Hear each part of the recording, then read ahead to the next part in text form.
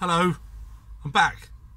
Don't know how much I'll do, but I thought I would have a little rant today about the police and about the all over the news about policemen getting attacked, and it's awful. I hate it when policemen get injured doing the line of duty, because the rank and file are largely good guys and ladies that actually join up to do a service for the country. So good people, and they don't deserve that.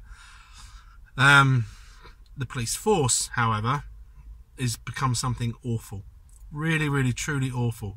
Since they became effectively the same as the fire brigade, where they'll just respond to a crime rather than being out there having a presence. Sounds corny, but the Bobby on the beat made a difference to communities. People knew who their policemen were. They would have a chat with them, a laugh and a joke, whatever. And also, local kids that might get up to a bit of no good, get a little bit feral sometimes. They knew that the copper was there, and they also had probably a lot more respect for the copper, because they realised that he would be able to give them a bit of a rap around the knuckles, use a bit of judgment, but also that people would respect them, so that if your son was given a clip round the ear by a copper, you probably wouldn't be suing him. Things have just changed so much that way. I know a story about a mate of mine. When he was a kid, he was stealing some chocolates and stuff from a shop, and his dad busted him. And his dad walked him, frog marched him into the police station, winked at the sergeant on the desk, and said, "Just caught my son shoplifting."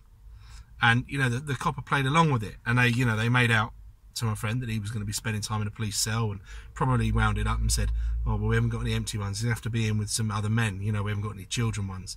And it scared the crap out of him, and he never stole anything again. Nowadays, you walk in there, they'd probably process your kid, take his DNA, and he'd be on some sort of list, a register. Times have just changed too far, but it could be turned back a bit. Daniel Bostock, 6 months or so ago, he did a brilliant video on this, and he explained exactly how it used to work, the Bobby on a beat, and what's happened now, because they keep going about they need more money for more policemen now, because they have been cut. They have, but they just need to organise themselves.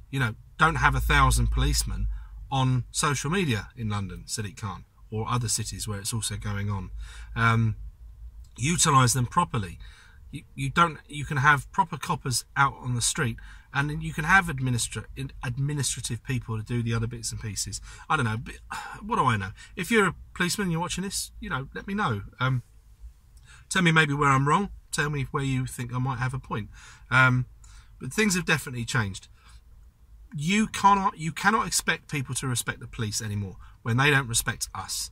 The large majority of this country that's law abiding, we're not respected by the police. I think they see us as commodities. They know that the majority of people, when you watch channels like Crime Bodge, it's very interesting. He also goes under the name as a bad cop, no donut, I think. He shows you how they just misuse their power. They're acting as debt collectors, which is what a sheriff means. It's a reeve of the Shire. The Shire reeve became sheriff. It's a debt collecting, and that's what they do. They'll back up the BBC bailiff when you haven't paid your propaganda tax, and scare you into opening the door. Well, you don't lawfully, you don't have to. It's important for people to know that. But that's what it feels like now. But you get burgled, you go to the police to say, you got insurance? Just, making a claim. They're not interested in doing what initially they were supposed to do, and it comes from the top, obviously.